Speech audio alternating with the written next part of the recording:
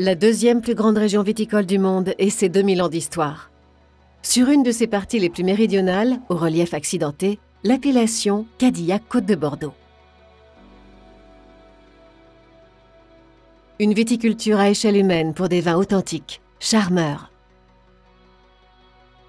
Bordeaux est à 35 km. Le village ici s'appelle Capian, où s'étendent 82 hectares dont 66 de vignes, entièrement dédiés aux vins biologiques. Le nom de la propriété?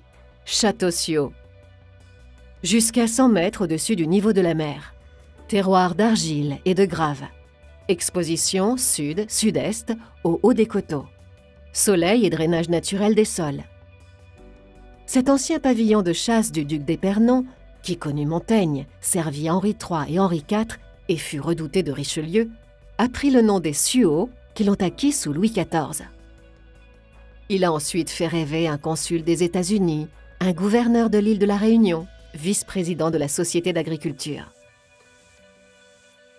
Il est entouré de forêts ou de haies, équilibre du sauvage et du cultivé. L'hiver s'achève et avec lui la taille, long processus qui s'est étendu sur 3 mois. La qualité et la quantité de la récolte se jouent ici. La taille est un métier qui demande tout le savoir-faire et la concentration de nos équipes. Vient ensuite la descente des bois, puis l'étape du pliage. On plie la branche fruitière sur le fil de fer. On lie le sarment de vigne sur le palissage. L'hiver est bientôt achevé. L'aventure a déjà commencé.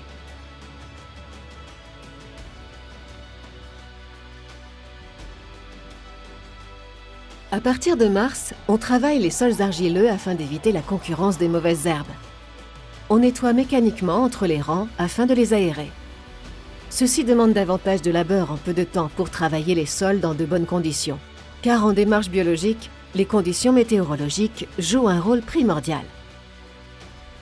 Observation et précision des gestes.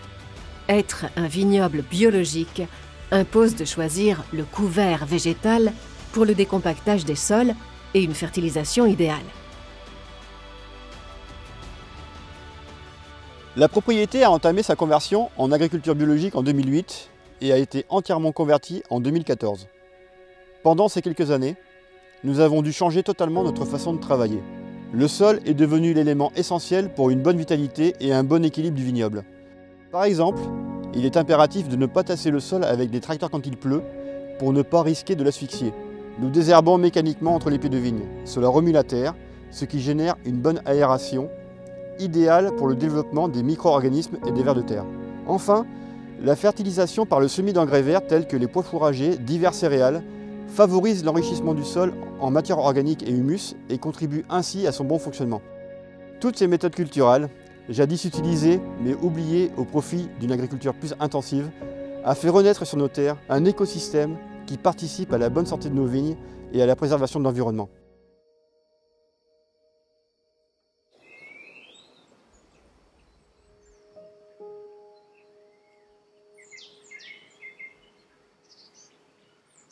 C'est le printemps.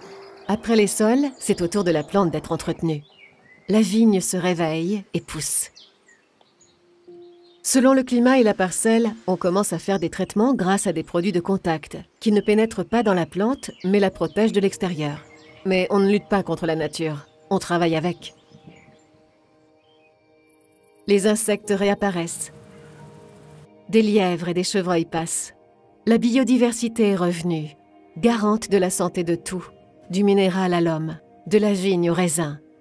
En 2008, c'est d'abord pour la santé des vignerons que l'on a initié une grande conversion. Château-Siau est devenu bio. Ce fut un cheminement long et progressif, réalisé sur 5 ans. Il a fallu apprendre de nouvelles méthodes et laisser le temps aux vignes de s'adapter.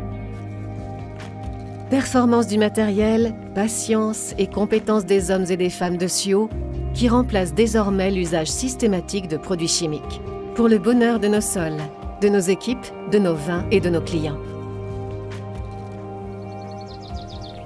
D'autres travaux, encore plus précis, encore plus minutieux, commencent en avril. On élimine les pousses inutiles sur le tronc. Cela s'appelle l'épamprage.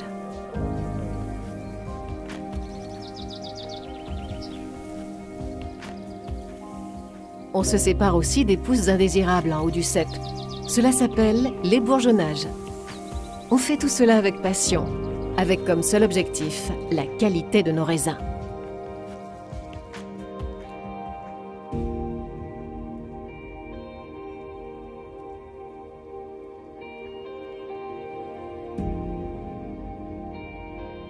S'ensuit l'étape du levage. Les branches de vigne sont glissées entre les leveuses, ces fils de fer tendus les uns aux autres, afin que les branches poussent droites. Le raisin doit recevoir le plus de lumière possible.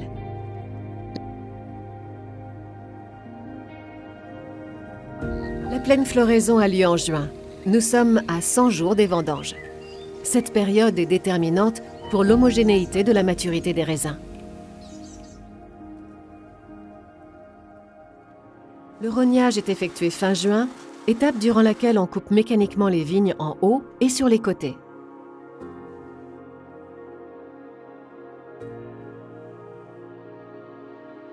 L'été rime avec véraison. La maturation commence. À mi-véraison, on est à 40 jours des vendanges. En culture biologique, il faut préserver le raisin de l'humidité tout au long de son cycle végétatif. On poudre à l'argile afin de le protéger.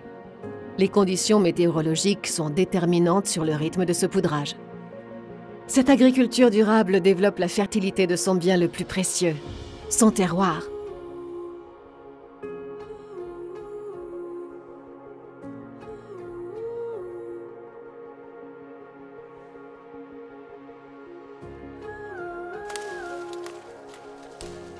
Puis, c'est au tour de l'effeuillage, qui permet de dompter le développement naturel de la vigne. On enlève les premières feuilles qui ont poussé afin de valoriser l'ensoleillement et l'aération des grappes. On obtient ainsi une meilleure maturation des baies et on diminue les risques d'apparition de maladies. Le suivi de maturité est réalisé de manière analytique et humaine. Il permet de déclencher la récolte de chaque parcelle en fonction de sa qualité optimale. Le grand moment est arrivé, celui des vendanges. Pour les vins blancs secs et rosés, la récolte se fait souvent la nuit lorsque la température est la plus basse, afin de maintenir les arômes. Les meilleures parcelles de vignes rouges ramassées à la main sont choisies pour le vin icône, l'Artoli, du nom du ruisseau qui délimite Château-Suaux de son voisin. Les raisins sont ensuite amenés au chai, où ils sont triés avant d'être mis en cuve.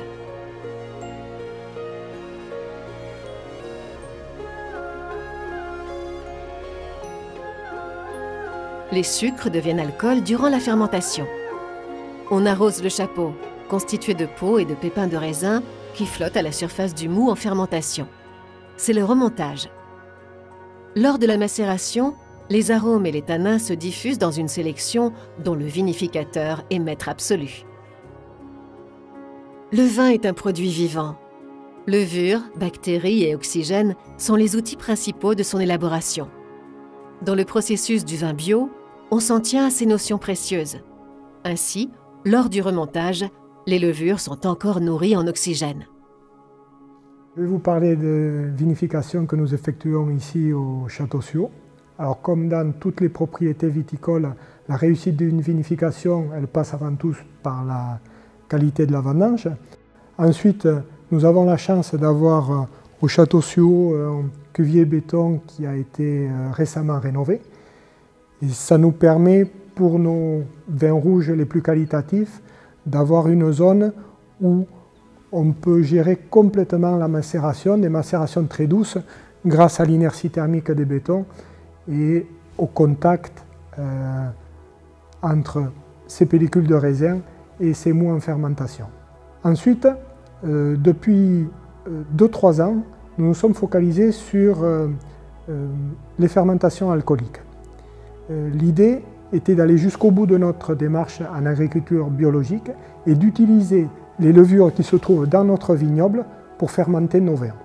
Pour cela, nous vendangeons quelques raisins une semaine avant la récolte et nous préparons un levain.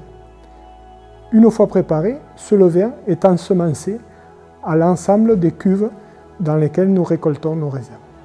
ce nouveau processus, pour nous, au Château Suaux, nous a obligés à être beaucoup plus exigeants sur l'hygiène de nos installations, de nos chais, mais en contrepartie, ça nous a aussi permis de pouvoir faire des vinifications sans soufre ajouté. Et de fait, depuis 2016, toute une nouvelle gamme de vins ont pu être produites au Château Suaux. Ce sont les Suaux Semperviva. Le dernier grand geste consiste à écouler le vin de la cuve de fermentation pour le séparer du marc.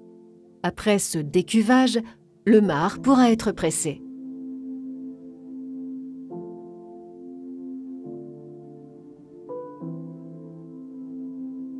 L'élevage correspond quant à lui à l'évolution en douceur du vin, en cuve ou en barrique. Cela peut prendre entre 12 et 16 mois afin d'offrir au vin une complexité selon ses atouts et son identité.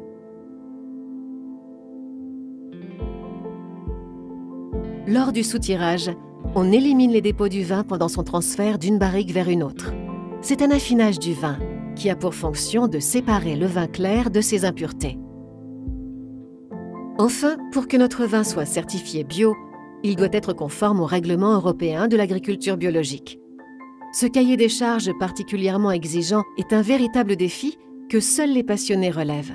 Vin bio, parce que la vinification s'interdit tout processus dénaturant, limite l'essentiel des auxiliaires œnologiques, des additifs et des procédés physiques. Arrive enfin l'assemblage, durant lequel les équipes de notre œnologue Michel Roland couronnent le résultat du travail des maîtres d'exploitation et des spécialistes du domaine. Ils assemblent les différentes cuves, de chaque cépage, de chaque parcelle, pour en trouver le parfait équilibre.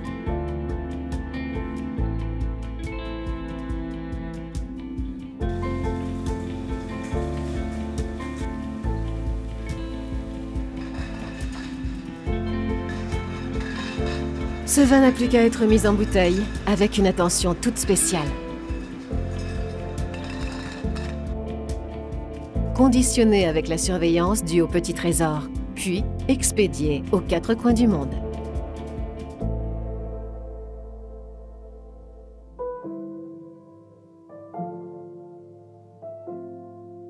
Ce que l'on déguste, au fond, qu'est-ce que c'est? La terre, le soleil, la pluie. Un fruit qui a séduit depuis la nuit des temps, un travail de femmes et d'hommes passionnés. Ce que l'on déguste, c'est un certain terroir, une certaine année, certains efforts guidés par certains rêves. Dégustons.